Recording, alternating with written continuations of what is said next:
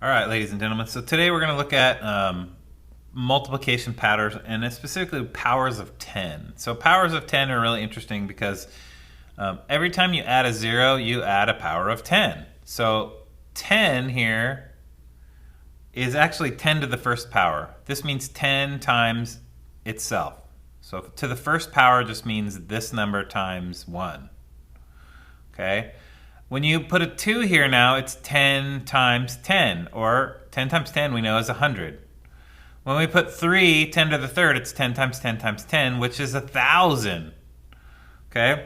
So every time you put a exponent here on a 10, this is how many zeros that has.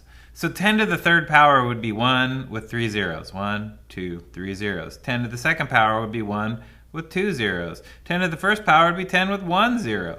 That's what the 1, 2, 3 means when a 10 is the root number. So 10 to the third is 1,000. 10 to the second is 100. 10 to the first is 10.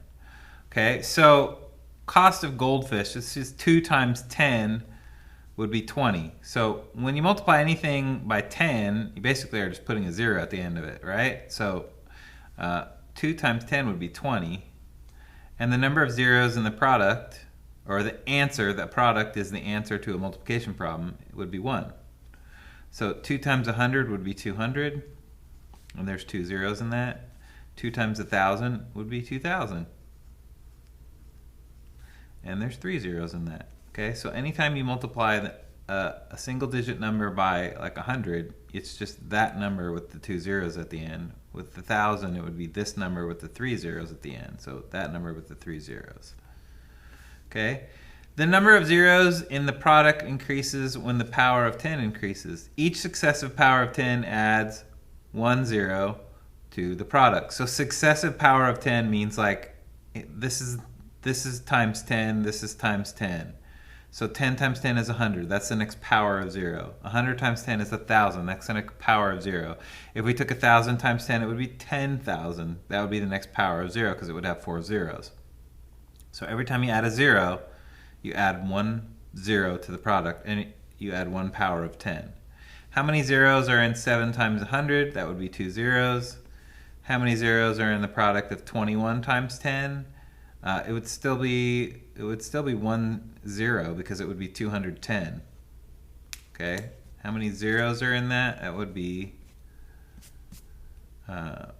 technically it would be 1 because there's only 1 there, but because it's 20 and 10, it would be 2 zeros. So this was technically 2. How many zeros in the product of 12 and 100? So this would be 10 and 100. So this would be 1, 2, 3, 4. I know it says 12, but 12 is 1 10 and 2 1s. I know it says 21, but this is 2 10s and 1 1. That's why I put 2 here, because there technically is a 0 here and a 0 here. In a 12, it's 1 10 and 2 1s, so there's a 0 here, and then 3 here is 4. All right, so let's find 13 times 10 to the second mentally. 13 times 10 to the second would be 13 times 100.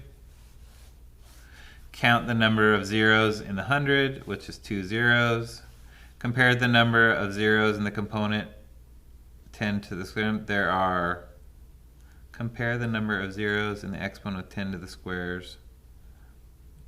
They are the, I don't know what this is, so I'm not even going to try. Write the zeros to the right of the 13. So 13 times 10 to the second, there should be 2 more zeros because there's 2 zeros here. So the product is 1,300. I don't know what this question is, so don't even worry about it. All right, so find 40 times 70 mentally. So 4 times 7 equals 28. Okay, so 4 times 7 equals 28. There's 1, 2, 3, 4 zeros here. How many zeros? 1 0 and 3 zeros. There's a total of 4 zeros. Write the zeros in the right of the product. So there would be four zeros here. 1, 2, 3, 4. So 280,000. So the product is 280,000. Okay, so let's look at number 1. It says 8 times 10. So first of all, 10 to the squared equals 100 because it's 2 zeros.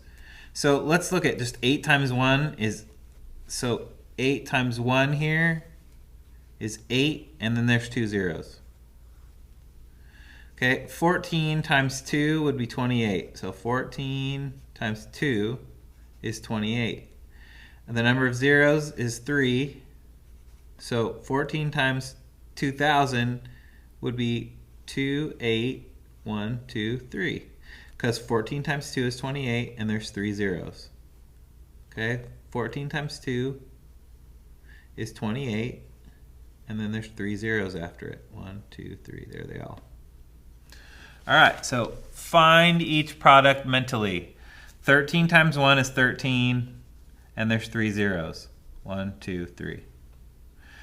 37 times 1 is 37, and there's 2 zeros because there's a 2. 0, 0. Put my comma. You're going to do the rest here. Find the missing number. Something times 10. What? Let's look at it like this. What times 1 equals 7? 7. And there's 4 zeros. So that's what you're going to do here. 3 times something equals 12, and it's 4. But there's 2 zeros here, and there's 4 zeros here, so this should probably be 40. 400. 1, 2, 3, 4 zeros. 1, 2, 3, 4 zeros. All right, you can do it.